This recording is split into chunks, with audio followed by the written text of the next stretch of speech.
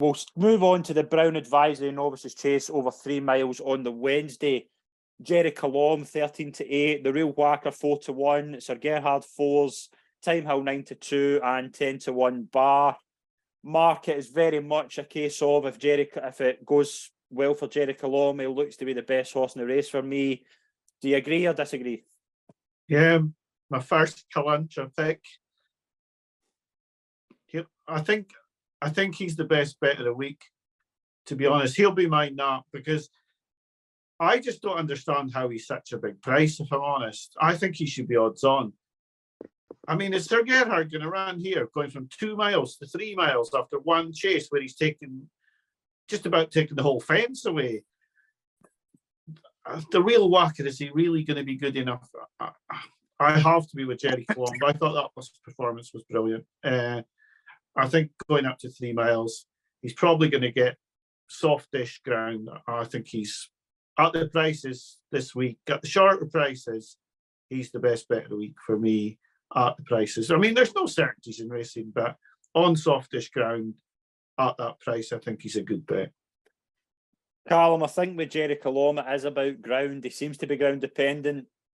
I thought he's been very, very good this year at the likes of Limerick and Sandown over shorter, and he just looks like he needs further. What do you think? You've been very strong on it for a while. I remember you tapping about 50-1 last year for the Bartlett. He's a horse that's been on your radar for a while. Do you think it's a good thing here? Yeah, providing there's the word soft in the description. Don't think he needs it bottomless. Again, Gordon Elliott campaigning his horses over shorter than ideal. I think splitting him and Mighty Potter, sending one to Sandown and keeping one for the Grade 1, just showed how highly regarded he holds both of these. Unbeaten profile, 7 from 7. Thurlesy handled it. He got a bit jarred up, but he still handled it and won that day.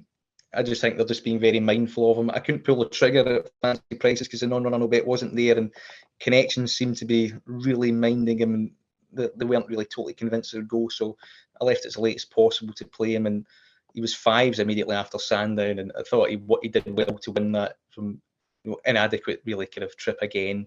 But he that was him proving it at Grade 1 level. On ground that was a bit quicker than what he encountered in Boxing Day, and most time, which again the trip looked too short, but he just bursts through them.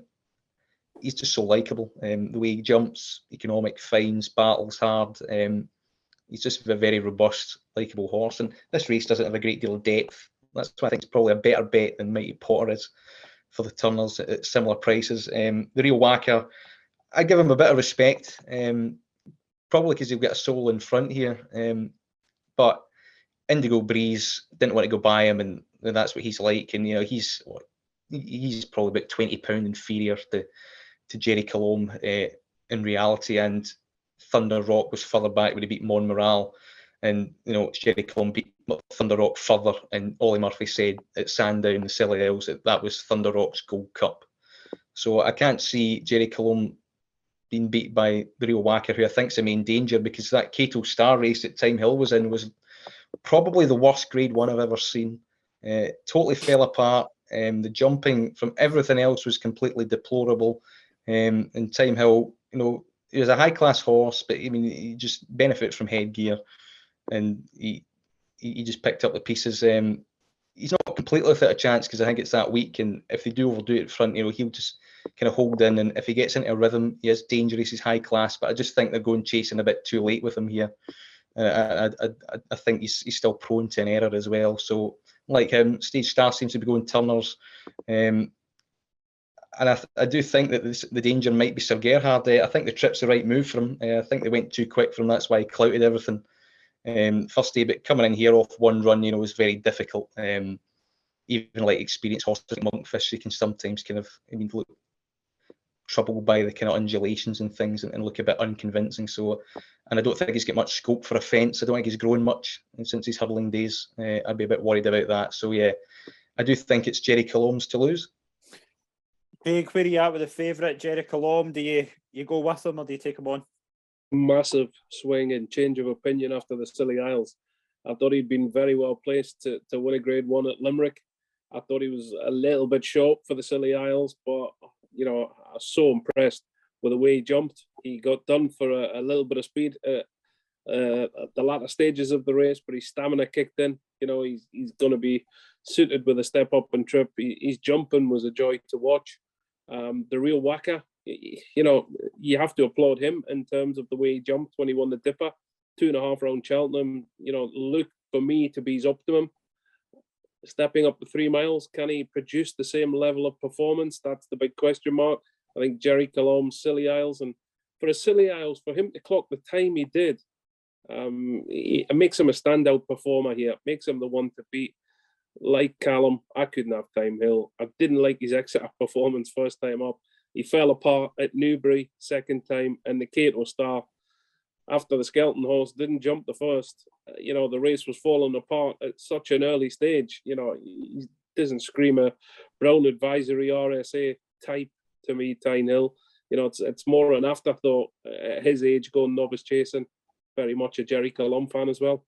Yeah, and it's 4 votes for Jerry Colombe. I think he's a good thing. I just think he's just getting better and better again. I'm not sure he's as ground dependent as you think. I think I learned a lot about him in Sandown as well, and he beat us. I thought a lot of the time Balco Coastal was giving him a good race, but it was just the way he powered away.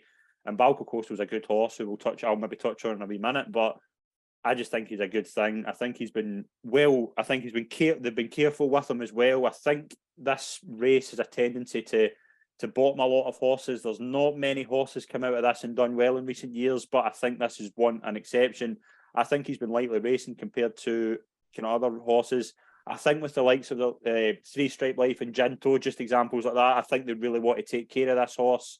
Maybe just because of obviously I think that they're 2 horses they would maybe have aimed towards this race this year, but because Jerry Colombe's there, I think they've been careful with him, and I think he's a good thing here. The interest in each way player for me here is Adamantly Chosen, who's been supplemented for this race. I think he could be a player here. 10-1 again. He finished second behind Mighty Potter the last day, but he looks to me like a really sound jumper, and I think the further the better. And could that mean that they could potentially, Mullins could have him and Sir Gerhard here? I just don't think. I know he's won two Cheltenham Festival races, but I can't have Sir Gerhard based on the last day. I just think, and he's not. They took him a while. There was talk that he wasn't going to make that season as well. I think I just have worries about Sir Gerhard, but I'm very much Jerry Colombe, and I think he's a good thing, and he's probably the banker of the week for me. Probably the best anti-post play for me as well this week. So I'm very much Jerry Colombe. Callum, very much Jerry Colombe too. Jerry Colombe, each way I'll give Gala de Lato an interesting each way shout. She was really well back for the Cato Star. She's unbeaten going left-handed in soft ground, beat the Goffer and Warwick quite convincingly, and he came out and won subsequently for Elliot at the Dublin Racing Festival at handicap. So if it was soft, I think she might be second best here. Brilliant. Mark? Quite interesting that you said Adamantly Chosen got supplemented, because I didn't know that. And I have a feeling Sir Gerhard's going to go to the Turners now. I think that's why that's been done.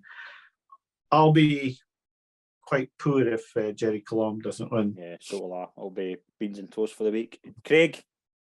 Yeah, Jerry Colombe for me. Jerry Colombe, 4 votes for Jerry Colombe.